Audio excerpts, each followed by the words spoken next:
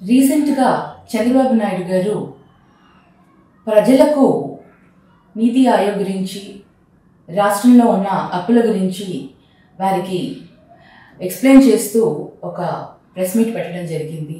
అందరికీ కూడా ఎక్స్ప్లెయిన్ చేయడం జరిగింది. వాస్తవాలు తెలుసుకోవాల్సిన అవసరం ప్రజలకు ఎంతైనా ఉంది. ఈరోజు మనం వాస్తవాల గురించి మాట్లాడాలి అంటే, మన రాష్ట్ర విభజన తర్వాత ఆంధ్ర రాష్ట్రము లోటు బడ్జెట్తో విభజించబడింది. మొట్టమొదటిగా ప్రజలు టీడీపీ కూటమి ప్రభుత్వానికి అవకాశం ఇచ్చారు. అప్పటికే 10 సంవత్సరాలుగా మనకు హక్కు ఉన్న హైదరాబాద్ని వదిలేసి విజయవాడకి రావడం జరిగింది.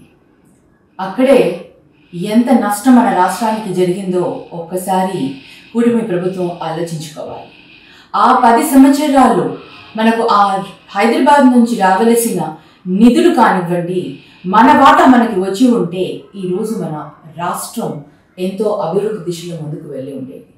కానీ హఠావుడిగా విజయవాడకు రావడం, అక్కడ మనకు తెలుసు మన రాష్ట్రంలో వైజాగ్ తప్ప ఏ ఒక్క సిటీ కూడా అంత డెవలప్ అయి లేదు అని.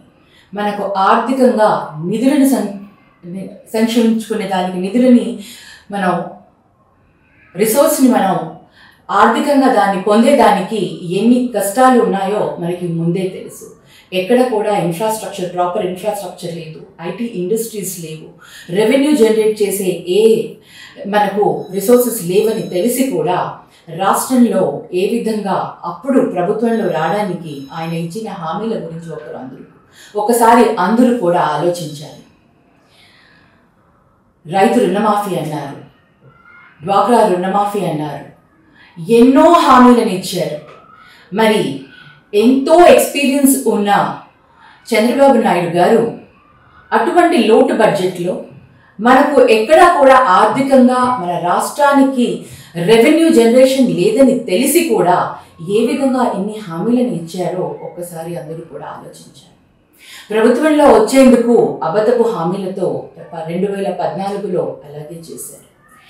అప్పుడు కూడా ఎన్నో అప్పులను తీసుకొని వస్తూ మనకు రావాల్సిన హక్కు ఏదైతే ఏపీకి స్పెషల్ స్టేటస్ గురించి పట్టించుకోకుండా, మనకు రావాల్సిన నిధులను పట్టించుకోకుండా మరి అప్పులు చేసి అప్పుడు కూడా ప్రజలకి కూడా ఎటువంటి సంక్షేమ పథకాలను అమలు చేయలేదు.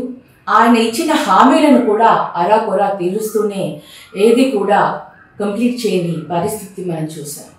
మరి ఇంకా ఇన్ఫ్రాస్ట్రక్చర్ చూసుకుంటే అన్నీ కూడా టెంపరీ ఇన్ఫ్రాస్ట్రక్చర్ అంటూ అప్పుడు చాలా చేయడం జరిగింది. మరి ఆ తరువాత 2019లో జగనన్నకి ముఖ్యమంత్రిని చేసిన తర్వాత వైఎస్ఆర్సీపీ ప్రభుత్వం ఎప్పుడైతే చేపట్టిందో అప్పటికే మన రాష్ట్ర ఆర్థిక పరిస్థితి చాలా భయంకరంగా ఉండింది. అసలు అప్పుడు ఖజానా నిల్గా ఉండింది, జీరోలో ఉండింది. అయినా కూడా జగన్మోహన్ రెడ్డి గారు ఎప్పుడు కూడా ప్రజలకు ఇచ్చిన హామీల కోసం ప్రభుత్వంలో ఎటువంటి పరిస్థితుల్లో ఉందో అది కూడా ఎప్పుడు ప్రజలకి తెలియనివ్వలేదు. ప్రతి ఒక్క హామీని కూడా ఆయన నెరవేర్చుకుంటూ వచ్చారు. మరీ ముఖ్యంగా చెప్పాలి అంటే 2.5 సంవత్సరాల ఆయన హయామిలో 5 సంవత్సరాల పీరియడ్లో 2.5 సంవత్సరాలు కేవలం కరోనాతో చాలా ఇబ్బందులు పాల్పడ్డారు. ఆర్థికంగా చాలా ఇబ్బందులు ఉన్నా కూడా ఏ ఒక్కటి కూడా ఎవరికి కూడా ప్రజలకి ముఖ్యంగా ఇబ్బంది కలగకూడదనేసి ఆయన అన్ని సంక్షేమ పథకాలని అమలు ప్రామిస్ చేసిన ప్రతి ఒక్క సంక్షేమ పథకాన్ని, నవరత్నాన్ని అందించారు. మరి ఈరోజు ఏదైతే మా ప్రభుత్వంలో వైఎస్ఆర్సీపీ ప్రభుత్వంలో ఏదైతే ఇన్ఫ్రాస్ట్రక్చర్ మేము డెవలప్ చేసామో, ఇన్ఫ్రాస్ట్రక్చర్ అంటే ముఖ్యంగా కోస్టల్ ఏరియా, ఆంధ్రప్రదేశ్కు ఉన్న అతిపెద్ద అడ్వాంటేజ్ ఉన్న కోస్టల్ ఏరియాని డెవలప్ చేశారు వైఎస్ జగన్మోహన్ రెడ్డి గారు.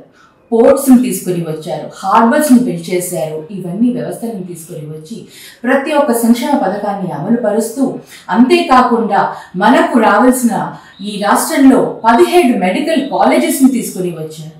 మరి ఆరోగ్యశ్రీ అలాగే విద్య వైద్య వ్యవస్థల్లో ఎన్నో మార్పులను తీసుకుని వచ్చి ప్రజలకు అండగా నిలబడి ప్రతి ఒక్కరికి కూడా సహాయం చేస్తూ ముందుకు వెళ్ళారు. మరి ఈరోజు మరొకసారి అబద్ధపు హామీలతో సూపర్ 6 అని ఏదైతే హామీలు సూపర్ 6 అని హామీలు ఇచ్చి అబద్ధపు హామీలతో వారికి బాగా తెలుసు, ఎక్స్పీరియన్స్ పీపుల్ కదా, వారికి రాష్ట్ర ఆర్థిక వ్యవస్థలో ఏ విధంగా ఉంటుంది, ఎన్ని మనం అమలు చేయగలుగుతామో ఏవి మనం అమలు చేయలేము అని తెలిసి కూడా ప్రజలను మభ్యపెడుతూ ప్రజలను మోసం చేస్తూ అబద్ధపు హామీలను ఇచ్చి సూపర్ 6 అని ఇవాళ ఏదైతే సూపర్ 6ని ఇంప్లిమెంట్ చేయాల్సిన పరిస్థితి రాగానే ఇప్పుడు ఆర్థిక పరిస్థితి గురించి ప్రజలకు చెప్తున్నారు.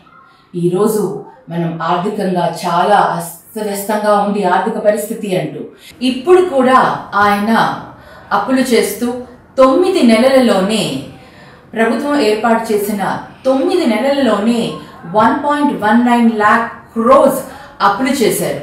ఈ అప్పులు అన్నీ కూడా దేనికోసం ఉపయోగించారు? ఇక్కడ సంక్షేమ పథకాలు లేదు, అక్కడ ఇన్ఫ్రాస్ట్రక్చర్ డెవలప్మెంట్ లేదు. మరి ఏ విధంగా దేనికోసం ఉపయోగిస్తున్నారో ఒక్కసారి వాళ్ళే ఆలోచించాలి. వాళ్ళు ఒకసారి అందరికీ చెప్పాల్సిన బాధ్యత కూడా ఉంది. ఈరోజు నీతి ఆయోగ్లో మన ఫిజికల్ హెల్త్ ఇండెక్స్ ఏదైతే 13th ర్యాంకుకి వచ్చిందని అంటున్నారో, జగన్మోహన్ రెడ్డి హయాంలో 13th ర్యాంక్ వచ్చిందని, మరి చంద్రబాబు నాయుడు గారి హయాంలో కూడా 13th ర్యాంక్లోనే ఉండింది. చంద్రబాబు నాయుడు గారి హయాంలో కోవిడ్ లేదు, ఎటువంటి హెల్త్ ప్రాబ్లమ్స్ ఎటువంటి హజార్డ్స్ ఏవీ లేవు. అదే జగన్మోహన్ రెడ్డి గారి హయాంలో 2.5 years కోవిడ్ వల్ల మొత్తం ప్రపంచమే ఎంతో ఆర్థికంగా దెబ్బతిన్నారు.